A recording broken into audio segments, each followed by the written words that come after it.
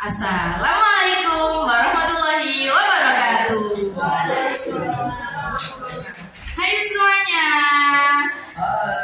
Nah, perkenalkan, nama saya Zaskia Wazir Alwami dari kelas 9.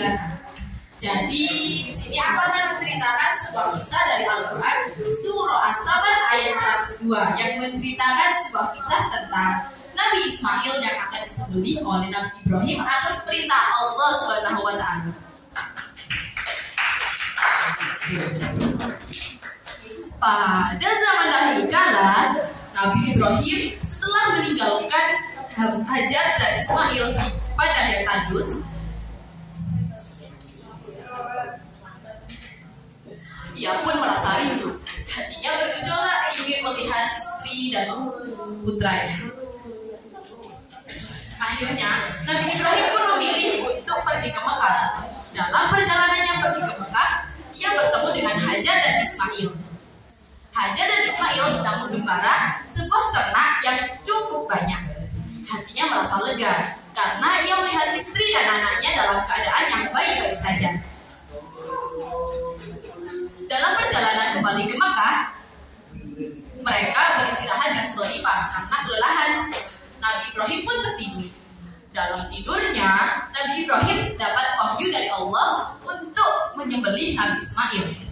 Begitu bangun, Nabi Ibrahim berdebar-debar hatinya. Ia begitu takut, tangannya bergemetar. Nabi Ibrahim sangat menyayangi Nabi Ismail.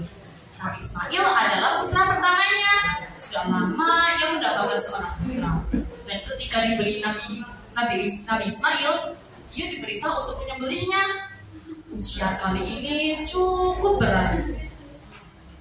Ia pun menceritakan mimpinya itu kepada Nabi Ismail. Wahai Ismail, tadi malam aku diperintah oleh Allah untuk menyembelihmu. Bagaimana pendapatmu, nak? Ujar Nabi Ibrahim kepada Nabi Ismail. Wahai ayah, jika itu adalah perintah dari Allah, maka laksanakanlah perintah itu. Aku akan bersabar dan ikhlas. Jawab Nabi Ismail. Iblis yang melihat hal itu berusaha untuk membujuk Nabi Ibrahim dan Nabi Ismail agar tak mau menuruti perintah dari Allah. Tetapi mereka berdua sudah menguatkan hati untuk menyembelih Nabi Ismail. Mereka tahu bahwa akan ada hikmah di balik semua ini. Nabi Ismail pun dibawa ke atas bukit.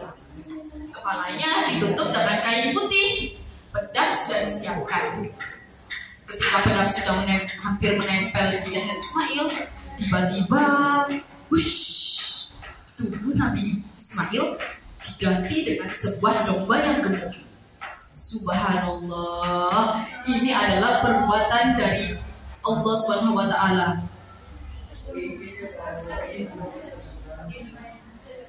Dengan demikian, selamatlah Nabi Ismail dari penyembelihan. Peristiwa ini terjadi pada tanggal 10 Zulhijjah di Mina.